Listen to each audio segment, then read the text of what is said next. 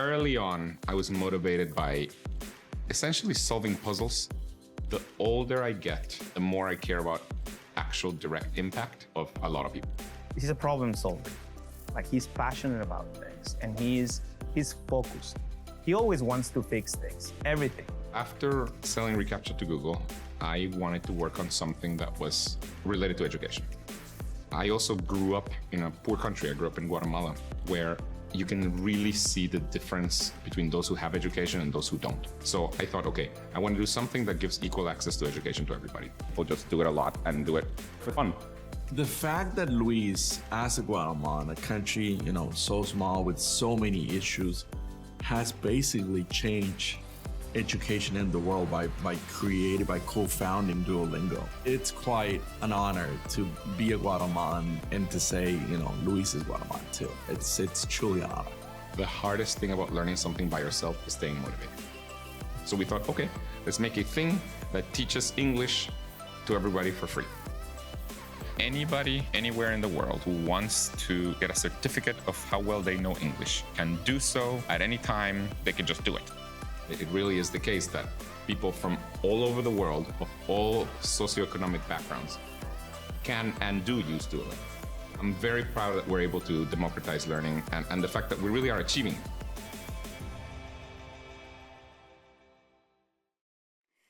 Now for the moment we have been waiting for, our plenary guest. I am delighted to welcome our plenary speaker, Luis von Ahn. A former international student from Guatemala, Luis is an entrepreneur and former professor at Carnegie Mellon University. He is currently the co-founder and CEO of Duolingo. Luis was named one of the 10 most brilliant scientists by Popular Science, one of the 50 best brains in science by Discover, and one of the 100 most innovative people in business by Fast Company magazine. In 2023, he was inducted into the National Inventors Hall of Fame.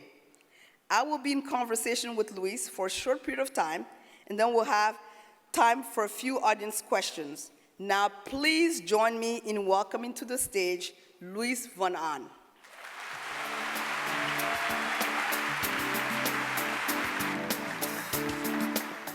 Well, welcome. Welcome. This is the NAFSA. Hi. Well, thank you for being here, and I look forward to our conversations. Luis, we've had a couple of exchanges around several things that have come up. You have stated in quite a few interviews that education brings a lot of inequities. Would you mind elaborating on what you mean by that and the issue of inequities that you have seen in education? Yeah, that has a lot to do with my upbringing. I was born and I grew up in Guatemala, which is a poor country. And I was fortunate that my mother, I was brought up by a single mother, just my mother, and I was an only child. And, we were middle class, but I was fortunate that she gave me basically a rich person's education because she spent all of her resources on my education. And I could see the difference between the people that were in my school versus the people that were in my neighborhood. It was just completely different. And you can see it especially in poor countries, you really can see it that, those who have money can buy themselves really good educations. Many times they come and get very fancy educations here in the US or in the UK, et cetera. And those who don't have money barely learn how to read and write. And therefore that gap just continues. If you have a really good education, you can probably continue making a lot of money. Whereas if you barely know how to read and write, you usually can't make that much money. So that's, I've seen that firsthand, and this is why, after I was fortunate that I came to the US for college. I was fortunate that I did a couple of things that were very successful, not related to education. At first, I just wanted to do cool technology things. But then I decided to start Duolingo because of this, to try to give equal access to education to everyone. I don't know many people who spend their time doing cool technology things. Good to know how you spend your time. You mentioned, and you've been really passionate about this. I have heard you speak about this with tremendous passion, and that is the need to democratize education and language learning. Help me understand, what does that look like for you? And is that what motivated you to create Duolingo with your former student, Severin Hasker? Yes. So, you know, when I was maybe around 13, I wanted to become a math professor. I was the only kid in my class who wanted to become everybody else wanted to become like a detective or whatever. I wanted to become a math professor. I was not very popular with the girls.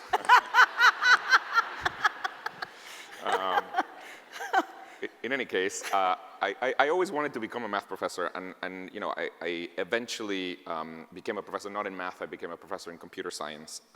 And I was also, you know, after I became a professor, I did this cool technology thing, which I guess many people don't think is cool, but it is cool, okay? It's called a CAPTCHA. It's these distorted characters that you have to type all over the internet. Nowadays, you have to click on whatever the traffic lights. So I invented that, and I am sorry. So we have him to blame every time. Just so you all know this, right? I'm sorry. I do have a beef with him because every time we go into that computer and it tells you, you know, I'm not a robot, this is a person. This is a person who's gotten us there. If it makes you feel better, I fail them all the time. Yeah, in any case, I did that, and that turned into a company, and it was acquired by Google, and I got into a very fortunate position in my life where, because of that, I never really had to work again. And that was great, and I was a professor, and you know, I wanted to do something afterwards that was not just for the sake of technology, but related to my true passion, which has always been education. So I wanted to do a project related to education. At that time, I also got a PhD student. I was in the computer science department at Carnegie Mellon University, by the way, and I got a PhD student in computer science. And the main reason I took him as a PhD student was because his name was Severin Hacker, and his last name was Hacker. I was like, you should be my student. Anyways, we started working, and he needed a topic for his PhD thesis, and we said, okay, well, let's do something related to education. We both wanted education, you know, I said, okay, well, let's do something related to education. I told him, because I grew up in a poor country, I wanted to do something that would give equal access to education to everyone. So that was what I wanted to do. Then we started thinking, okay, well, if we're going to do education, what should we teach first? And we actually both wanted to teach math at first. Is what we wanted to do. But then we thought, well, we're in a computer science department. Maybe we should teach computer science. We should teach how to program. But after we thought about it for long enough, we realized that the best way to get started was actually to teach languages. And the reason for that was because of English. So, you know, English is this amazing thing to learn. First of all, there's a lot of people learning English in the world. There's about 2 billion people in the world learning English. And the reason they're doing so, or one of the main reasons they're doing so, is because it can really improve your economic potential. I mean, in most countries in the world, just knowledge of English can make you more money. And what's amazing about English, as opposed to something like math, is it can directly increase your income potential. See, for example, for math, if you just know math, just knowledge of math usually doesn't give you more money. Usually you have to learn math, to learn physics, to become an engineer. It's like multiple steps. Whereas with English, if you were a waiter and you learn English, you can be a waiter at a hotel and make more money. Like it's pretty direct. So we thought, okay, well, let's make a thing that teaches English. And if we're going to teach English, may as well teach other languages and make it free. And that's why we started working on Duolingo. And you know, we built it, and we're very proud of the results. At this point, with the app, there's a lot of really amazing numbers. For example, there are more people learning languages on Duolingo in the US than there are people learning languages across all US high schools combined. Wow. That's actually true in most countries in the world. Wow. Wow. Wow. Yeah, so that's true in most countries in the world where Duolingo teaches languages to more people than their public education system. So we're very proud of that, but what made me the proudest with Duolingo is something that happened a few years ago, and it's a story, you know, I tell because it just made me really proud. Maybe about, I don't know, 7 years ago, I learned 2 facts that made me really proud. The first one is that I learned at the time Duolingo was being used all across Europe by refugees to learn, Syrian refugees in particular, to learn the language of the country they had been relocated to. Oh, wow. And not only that, Duolingo was being used by the UN in an official capacity in their refugee centers to teach the language of the country. So that made me feel really good. But what made me feel even better, thank you,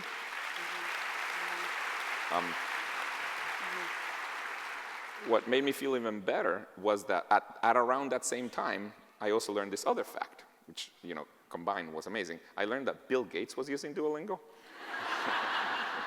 Do you know what language he was French. learning? Oh, French, of course. But you know, what's amazing is the combination of these two. See, usually billionaires have much better stuff, certainly than refugees. Yeah. But in this case, you know, basically, more money cannot buy you a better system. The same system that was being used by people, by refugees whose net worth is zero, and by somebody whose net worth is over $100 billion. It was the same system, and so this is exactly what we wanted to do with Duolingo, that basically everybody was using the same thing to learn. Wow. That's, yeah.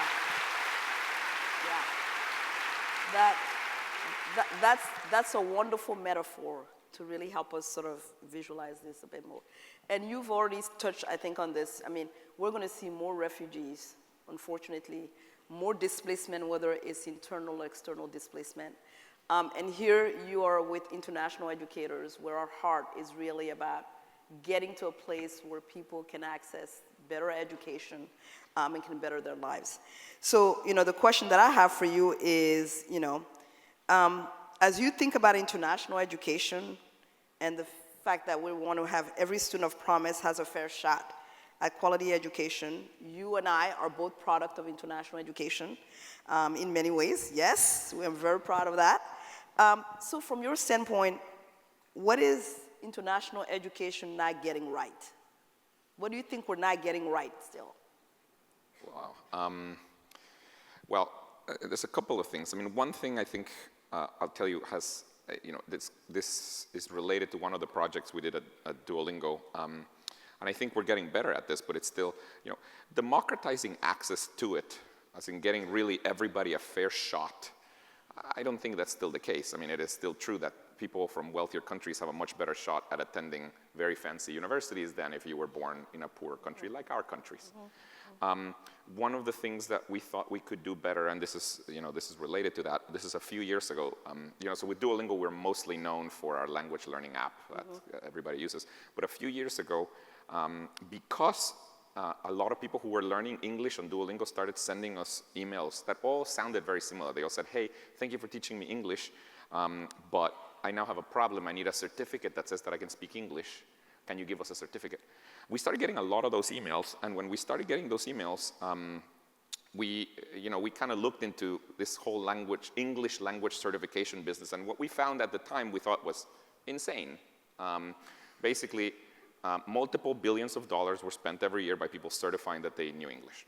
That's not learning English. These are people who already know English just to get a certificate that says they know English. Those certificates are needed for all kinds of things. For example, to get a job, to get an international education. Usually you need something that says that you know English.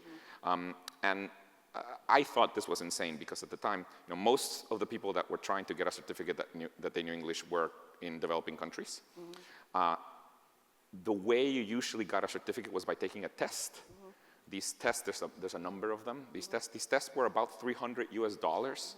The problem with $300 US is that that's a month's salary in most countries. And then also, you had to go to a testing center to take the test. And the problem is the testing centers were not in every city. So, you know, this seemed insane to me. And we came up with this massive innovation, which, by the way, for us didn't seem like a massive innovation, but at the time everybody's like, whoa, you can't do that. We decided to put a test online. I don't know. It's like you could go to a website and take a test. This was in like 2014 when we decided that everybody told us, you're insane, you can't take a test online. I think you can take a test online. I'm pretty sure that's true.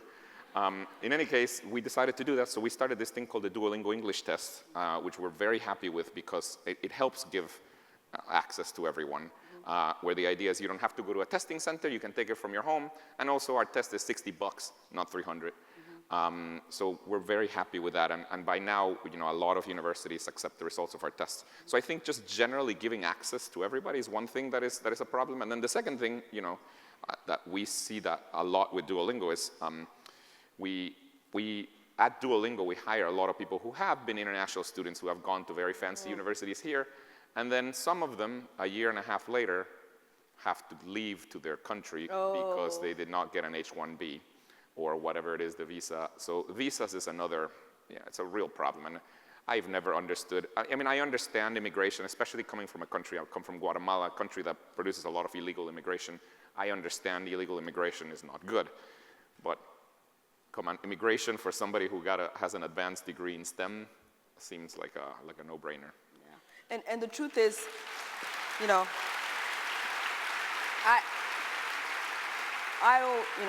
I always say people leave their home country for better lives, right? They're looking for a better life for themselves, for their family and everything, education, and in all of the different ways that they do that.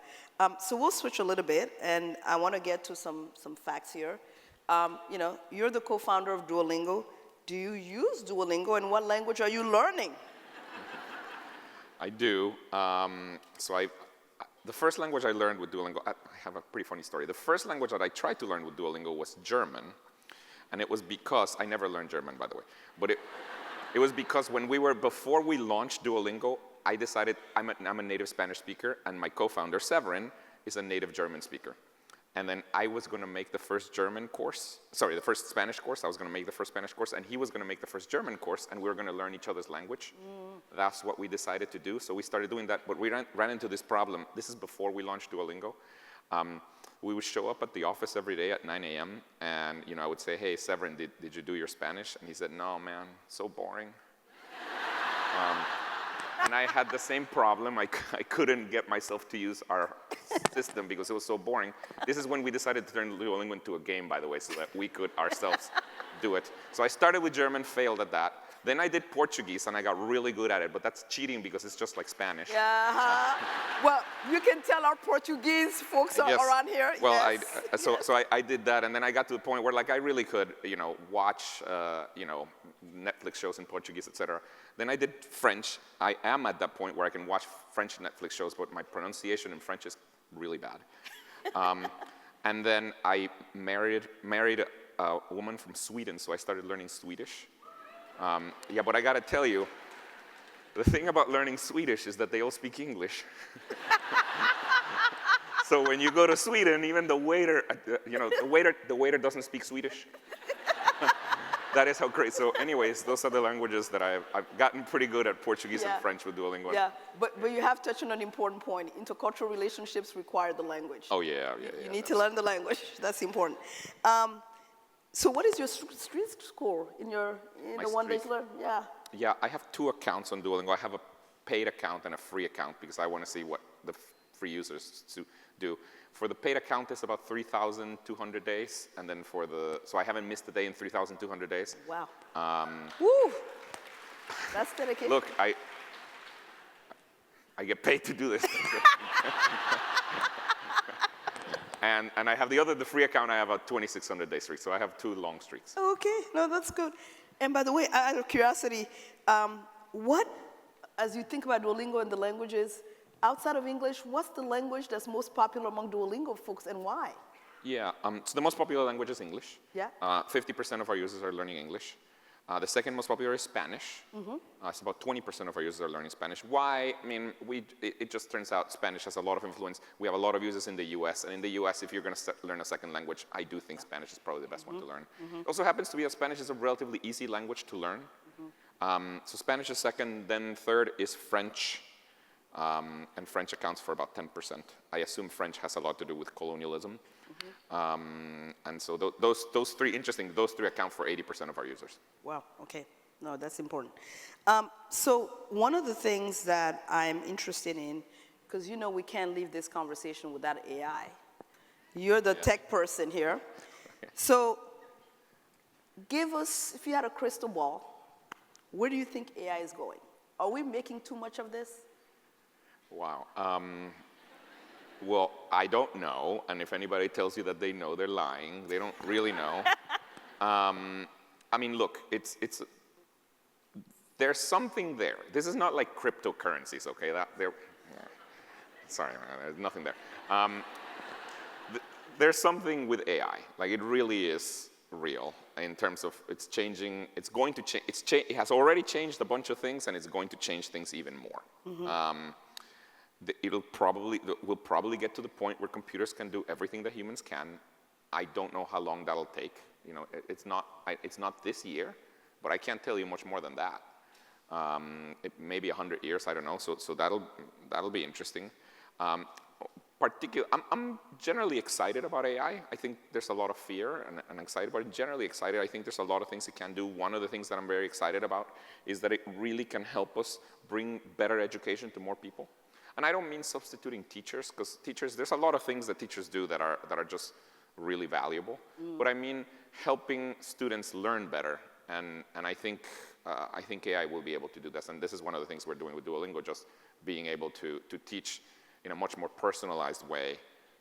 So, you know, we can do really amazing things. With AI, we can really figure out what you know, as opposed to what everybody else who uses Duolingo knows. So we know that you may not be so good at the past tense.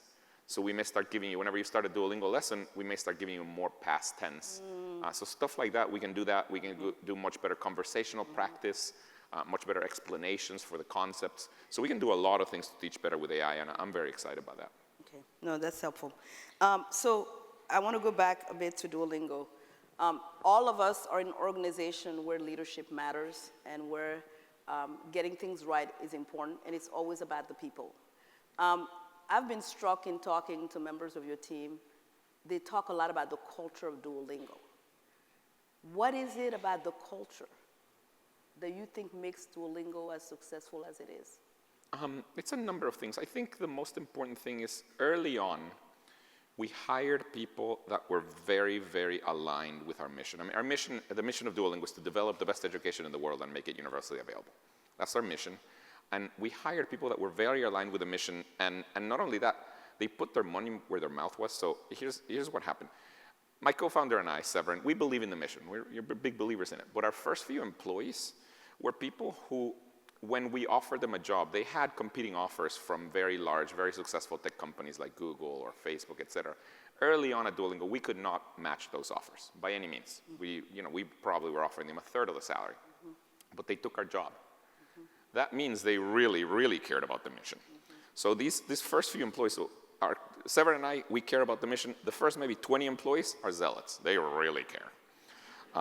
And because of that, I think there's just this group of people that has made it so that from then on, the company we're just really big believers in equal access to education, to testing, et cetera. And I think that really makes a big difference when everybody has kind of a same common goal. That's probably the biggest thing. I think, there's other things. We're a pretty kind culture, which is most people will tell you it's a good thing. Over time, I've learned that it's actually not so good because we're also conflict avoidant when we're kind. And I think that comes from me. Yeah, I think that comes from me. I'm very conflict avoidant. So, yeah, but it's a very good culture at Duolingo. I'm very happy to go to work. Okay, no, that's helpful. So, you're successful by the measures that you have determined, right? And we see outside. What has been, can you tell me about a time when you failed? I'll tell you two things. Probably the easiest, biggest failure we had with Duolingo, and it's not really a failure, but it is a mistake that we made. We took too long to start making Duolingo self-sustaining. I mean, for the first several years of Duolingo, we made no money. We were not a non-profit, but we may as well have been because we made no money. And it took us too long to start making money. And making money is not about, by the way, it's because we hired so many people who were really cared about giving equal access to education to everybody. We thought making money was a bad thing. Even I did. I kind of thought that was a dirty thing. Yes. But the reality is it's not, because once we started making money with Duolingo, we actually started being able to fund our mission a lot more. So now, back then we couldn't hire very many employees. Now we just can hire way more employees. We can really spend a lot more on market expansion, et cetera. So it was a good thing. I'd say that was a mistake in that I took too long to make money. Now in terms of failures, I mean, we've launched a lot of, not launched, but we've tried a lot of things on Duolingo that don't end up working out. One thing people may not know about the app, if you've been a long time Duolingo user, you realize that the app changes quite a bit. It's because we're trying things. That's called running an A/B test. We try things on a fraction of our users to see if it works. So for example, we may have a feature that teaches you vocabulary a little better, and we try it on a fraction of our users, and we see if it works. We see if people learn better, if people are more engaged, et cetera. Half of the things we try, literally half, 50% of the things we try don't work. Really, 50%? 50%. We have the metrics. It is very frustrating, but that's how it is. Wow. 50% of the things we try don't work. So at this point, it's more like we're just very used to failure in that respect. I mean, wow. But I think you just have to embrace it. When you are inventing new things, it turns out actually 50% is a pretty good hit rate. But yeah, half the things we try just don't work. And some of them are small, as in like we only worked on them for maybe like 3 weeks and it didn't work. But some of them, an entire team worked on them for 2 years and it didn't work. And when I feel really bad is when it was my idea and they worked on it for 2 years and it didn't work. And yeah, but this happens. I mean, so yeah, lots of failure. Wow. Talking about, there are parts of you that folks may not know as much about, and that is really how much you give back in a lot of different ways. I know you won't want to say that, but I will say it. It's how much you give back. We talked about refugees and the work that you're doing in that space, and really how important that is as we think about just the human conditions and what's going on there. And then you also have the Luis von Ahn Foundation that you have back in Guatemala. Talk to us a little bit about, the different ways that you feel like you're trying to make your small imprint in this space. Yeah, I'm trying to do, I don't know how much, most of you probably don't know about Guatemala, much about Guatemala. Just public service announcement, by the way, it's below Mexico. And it's also, that's not where they keep the prisoners, that's called Guantanamo.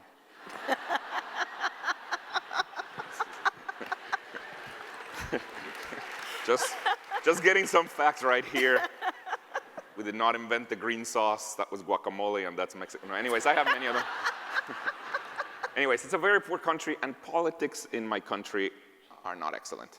But I think there's a lot of potential. I think this is true for every developing country. There's just a lot of potential, particularly in the people. So I decided that I was going to try to spend most of the money that I've been fortunate to make on helping my country. So I started this foundation. We have three big areas. The biggest one is education of girls. And the important for education of girls, it's interesting.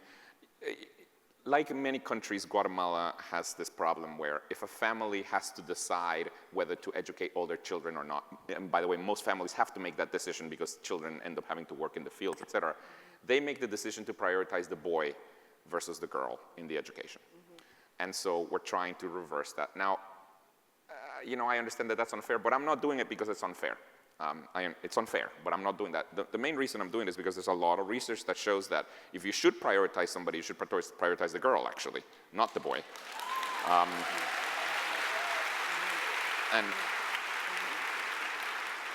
And there's a reason for that, and it's because the girl is going to be the mother in the next generation, and that has way more impact on the next generation than the father. That's just how things are. So that's. Yeah. So anyways, we're trying to do fund. What we're doing in particular is funding basically a lot of different schools throughout the country that primarily educate girls in rural areas. So that's one big area. Another one is the environment in Guatemala. It's mainly conservation. Guatemala, being a poor country, we're not helping that much. We're not doing that much for global warming. It's not like we're warming the world. But we are the recipients of a lot of problems, and so we're trying to do conservation. And then the other one is democracy, trying to make, help with the political system, et cetera. So that's the things that we're helping with. Yeah. Okay. I want to make sure to give space to our audience to ask you some questions. So I want to kind of leave with this one, which is, what keeps you up at night, and what are you most hopeful about? Well, what keeps me up at night right now is we've started, so Duolingo is known for teaching languages, but about 3 years ago, we remembered that we wanted to teach other stuff. So we started actually working on teaching things outside of languages. So by now, on the iPhone version of Duolingo, you can already learn math and music. What keeps me up at night is that those courses are not as good as our other courses, so I'm working on that. And what makes me hopeful? I think in general, even though, and this is a pretty well-known fact, even though, on a day-to-day basis, maybe some things don't feel so good, the reality is that if you look at it on a decade level, by almost any measure, humanity is doing better. Most things are just better, even though though all kinds of things may feel crazy, like, oh my God, how did we elect that person as president, et cetera. Like that just seems crazy, but the reality is the levels of, extreme suffering, the levels of hunger, poverty, et cetera, are going down. And so that makes me hopeful. I really do think that we're going to get to a point where most everybody can live a pretty fulfilling life. I hope so. No, absolutely. No, thank you for that. You made me think, when you mentioned this thing, particularly in the case of the US, but this is not just the US, we see this around the world, the visa, sort of what I call conundrum and the visa nightmares for students and others and so forth. I think people like yourselves and others are the perfect example of what happens when there's investment in international students. So we may enlist you as an ambassador to kind of be a spokesperson for this kind of work here. I think I got to tell you. I think my public policy people will be very happy about that. Yes? First of all, I have a team of people who play defense, so yes. you can. Yeah, I'm going to be playing all. Yes. No, but I got to tell you, the first version of Duolingo at the bottom on the website, it said, proudly made by immigrants. Keep that up. Absolutely. Absolutely, that's a fact. At some point, we got lawyers who told us to take that down. But well, lawyers will do that. Absolutely. No, that's great. No, thank you for that. So, you know what? We're going to start taking questions. There is mic 1 here and mic 2 on this end. I will ask you, for the sake of time, but also for us as colleagues, so I can take a few of those, if you don't mind being concise in your questions. Anyone? I don't know this audience to be shy. So if you can stand up by the mic, please. Mic 1 is over there, and mic 2 is over here. You will see people with saying mic 1. So please go to the mic so we can hear you, because we're also recording. Thank you. Oh, here's my great friend, Pete. Thank you. Yes, please start. Yes, thank you, Fanta. Thank you, Luis. I heard you say that an app or AI will not replace a teacher. I wanted to ask you to expand a little bit on that. We heard a lot about the potential of AI and technology, but what is it that makes a human teacher so unique? well, great question. Let me first clarify. At some point, it is probably the case that most human jobs will be replaced by AI. I just don't know when that'll be, maybe 200 years from now, I don't know. I just don't think teachers will be are at particular danger. I think there are many, many other jobs that are way, that'll happen before that. And the thing about teachers is, first of all, it's such an important job. Secondly, there are a lot of things that people learn not just by textbook reading, but people learn things by mimicking others, by seeing that the teacher has a good moral character, that teachers are also really good at inspiring. These are just things that are hard to mimic with a computer. The rote kind of knowledge stuff, that probably a lot of that will go to a computer, just because it's so much so much easier to do it on a one-to-one scale. But again, the teacher just has they play just all kinds of other roles that are not really quantifiable with kind of rote knowledge transfer. And I think that'll stick around for a while. That is good news for many of us, because that's exactly what we believe. That there is that human dimension of really sort of, like you said, the inspiration, and all of us I mean, how many of us remember that it was that one teacher, right? Oh, yeah. That really got us to where we got to. So we want to make sure the next generation has that same opportunity. We're going to take mic 2 here, and then we'll get to mic 1 again. Yes, please. Thank you so much. This is a comment from Tunisia. I would like, of course, to thank you for mentioning education and girls and women empowerment. These are the most wonderful tools for progress for a society, and I agree 100%. What I see when it comes to international education, that girls' mobility is lower than boys' mobility, and this is something I would like to ask if you have an opinion about this, how we can address also this, because access is okay, but excellence also should be equitable, and access to excellence should be equitable. Thank you. Thank you. Well, thank you for your comment. I mean, I completely agree that this is something that is very important. I don't know if I have any better ideas than all of them. I mean, this is kind of you all's job, really, so you should figure this out. I don't know if I have much better ideas. I mean, the thing that what we're trying for international education, again, is at least to democratize testing, which I think will help in some cases, but yeah, I'm not sure I have a good answer for you. We have work to do, and it's on all of us. Yeah, mic 1. Okay, hello, this is Monica from Bolivia. Thank you very much. I was listening to you, and I was thinking that maybe you can give us a hint to know how we Latin Americans that are working in the education field can do to overcome this self-esteem feeling that Latin Americans have. You know that this stigma of being less of other people, and with the permission, I'm going to do it in Spanish to transmit you more accurate my question. El punto es, ¿cómo podemos hacer los latinoamericanos, como tú, para poder vencer este tema de la baja autoestima que tenemos? Yo creo que tenemos mucho talento en Latinoamérica. Tú eres un claro ejemplo de eso, pero muchas veces consumimos con mucha fuerza el discurso de que somos menos, probablemente por todo lo que hemos tenido que pasar en Latinoamérica. Muchas gracias. Thank you very much. Thanks. Yes. I've seen that. I don't think it's true just in Latin America. I mean, there's definitely a stigma in Latin America that, well, we may not be so good at technology, we may not be so good. I think that probably happens in other poor regions in the world. I mean, the best you can do is actually point to the examples. There's, in fact, a lot of really good examples of very successful either technology companies or technology inventions that have actually come from Latin America. And that, I know more about Latin America than other regions of the world, but you can find that. I mean, Latin America, we have companies like Mercado Libre that are really very successful. So I think the more you can point to that and the more you can serve as an example, the better. Yeah, hopefully, it's not zero, it's there. Yep. Okay, I'm going to take 2 questions at a time here because I'm looking at the clock. Number 2, and then we'll go to 1. Thank you, Mr. von Ahn. My name is Chloe Colbert. I am from Washington University in St. Louis.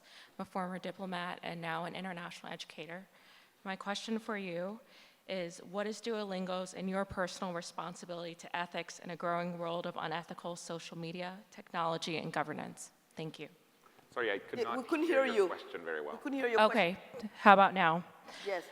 What is Duolingo's responsibility to ethics in a growing world of unethical social media, technology, and governance? So what do you see Duolingo's role in looking at social responsibility in terms of ethical dimensions and so forth with and governance in social media? I mean, right? Did I capture that? Yes, and your personal role, Mr. von Ahn. Yes. Yeah, I mean, in general, we actually have a pretty thriving social media presence with Duolingo. If you haven't seen, if you're on TikTok and you've seen our mascot owl, it does unhinged things on TikTok.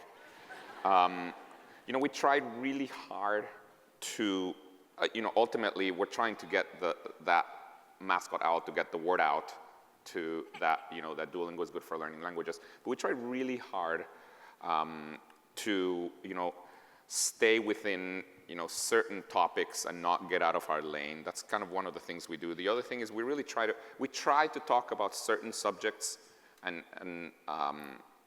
address them. And so we're, you'd be surprised how much time we spend thinking about this. Unfortunately, I'm not sure that we do that great of a job in terms of, sometimes we cross the line and we say things that we shouldn't have said.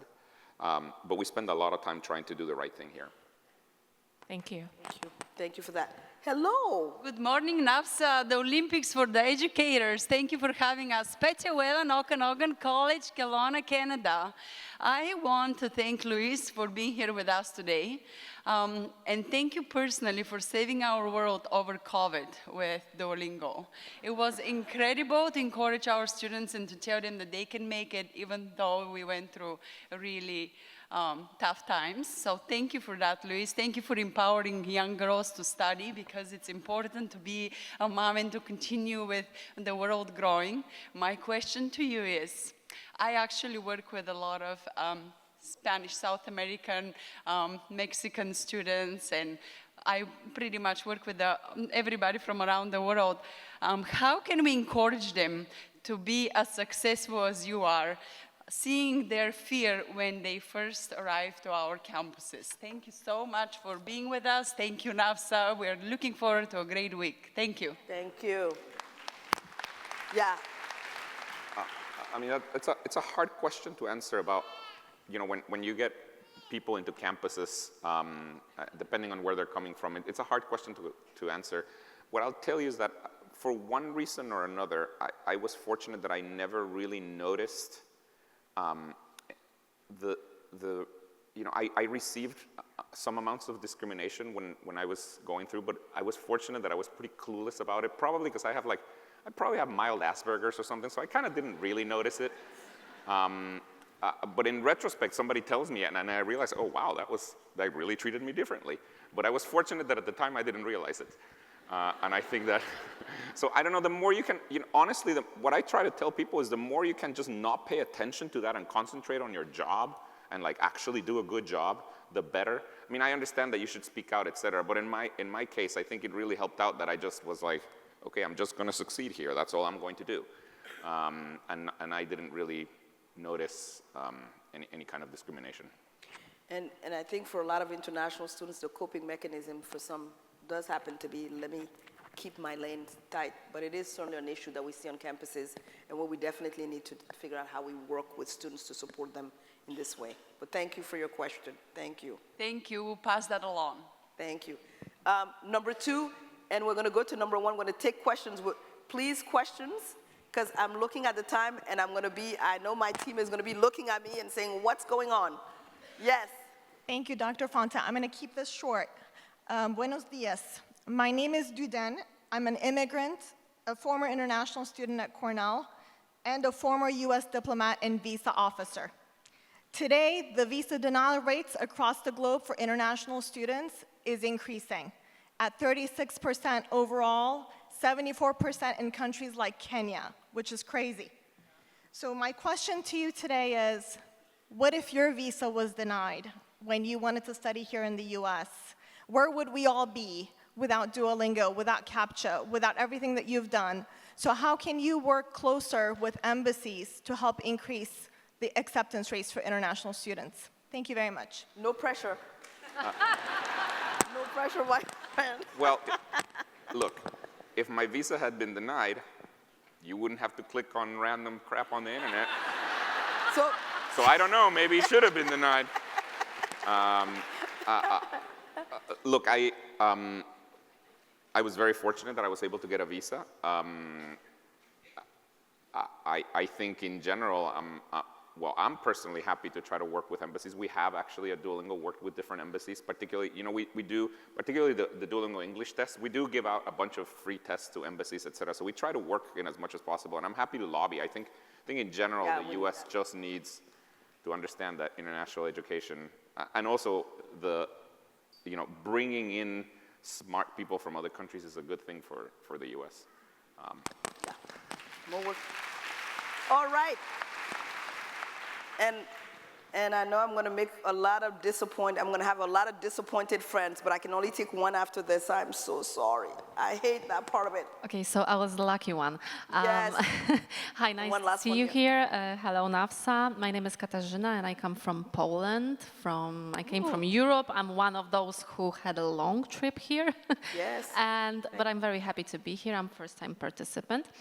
And by the way, I am using Duolingo. So thank you for that. I'm learning Danish, not easy. My question is, because your story is very impressive, and it was a pleasure to hear that, so thank you very much. And I wanted to ask you if you have any kind of statistics or records about how Duolingo is used in Guatemala. Yeah. I keep track of that. You know, as a business, we don't keep track of that because Guatemala is too small for us to care. But I mean, unfortunately, it's true. But I keep track of that as a person. Yes, we have 500,000 people in Guatemala use Duolingo every single day, and it's mainly to learn English. So you know, we're very happy with that. Girls or boys? Well, interesting. It's about 50-50 for Duolingo, which is kind of what we want. And it's not just kids. I mean, it's people of all ages. So you know, we're very happy with that, with the usage. I'm very happy with the usage of Guatemala. Perfect. Thank you very much. Thank you. Yes. Hello. Thank you both so much. My name's Eric Hartman. I worked in the past with Amazaji, which is based in Pittsburgh. It's an organization that connects people across cultures around the world. I was wondering about if you have any thoughts on the role of AI and machine learning in what I think of as the core elements of Piece by Pieces work in terms of international education. So one is disruptive moments, and the other is human relationships. So disruptive moments, when we get outside of the water we swim in, the cultures that we're in, and skilled facilitators help us with sense making, whether we're coming from Northern Ireland to Washington, D.C., or Ghana to Bolivia. When we cross borders, the uncertainty is extraordinary. And I myself have never been able to quite understand how things like machine learning deal with vast uncertainty spaces and help, you know, mentor young people through those spaces. And the other piece of this is human relationships. I think, you know, I can't speak for other international educators in the room, but for myself, the unexpected welcome that happens again and again and again around the world is what does this piece by pieces building. And I say this as a fan, as a user, and loving my daughter's use of Duolingo. But I wonder about how the human stays is connected and supported by and complementary along those themes of disruption and human relationships. Thank you. Yeah, no, and really thank you for that question. Because I think for a lot of us, right, who are in international education, we have education abroad, we are very, very keen on seeing students going and studying abroad and really getting themselves immersed in the cultures, the people, the ways of life, and all of that. And language being a part of that. So help us understand how we reconcile the phenomenon of Duolingo and the language piece here and the role that we see as education and being immersed in culture. I think this is a really important point. Thank you for raising that as well.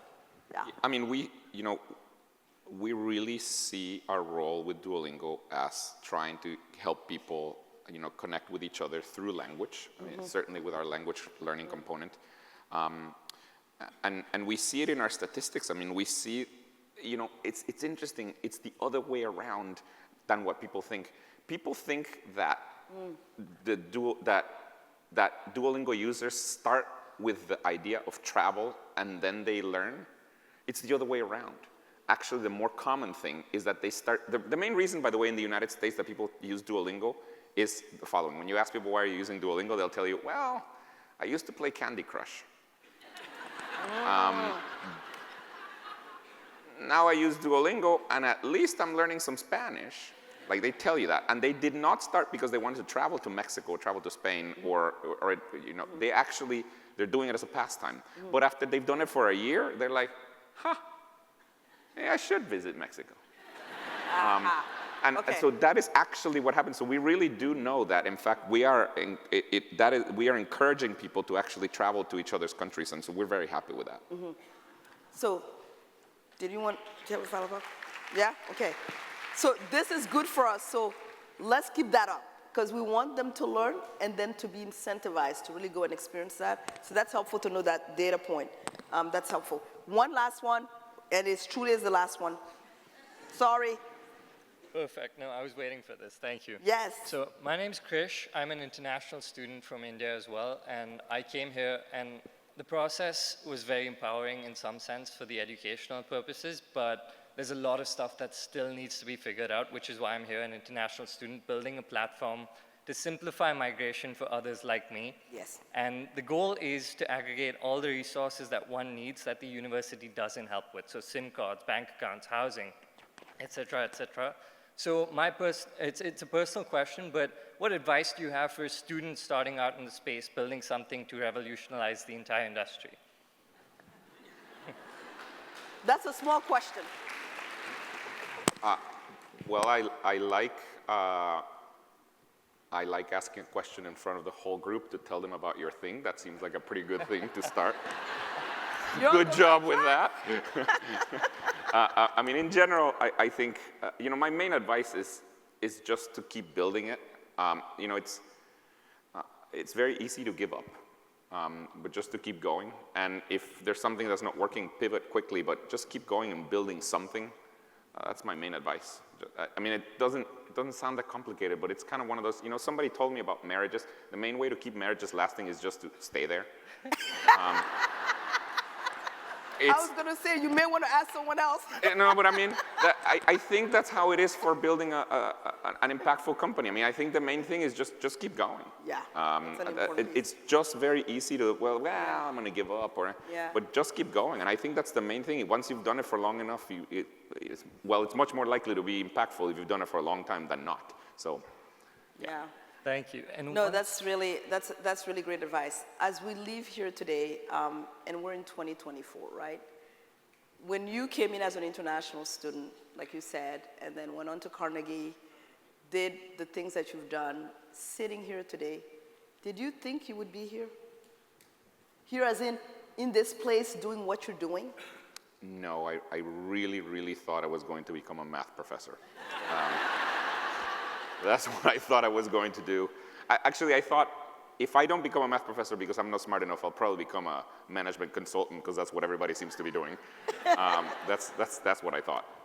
Yeah. Well, we are glad that you chose to do something other than math. We love math, but we're glad that you chose to do something other than math. And really, I look forward to following your journey. And I'm particularly intrigued and interested in seeing how Duolingo and others are really going to help work with us on democratizing education. We have, I think, a shared mission and a passion, and the democratization of education, I think, is something we all deeply believe in. And so know that we are on that journey with you, and we look forward to being your partners in that work. But thank you. Thank you very much, Fanta. Thank you. Thank you. Thank you. It's great to have you.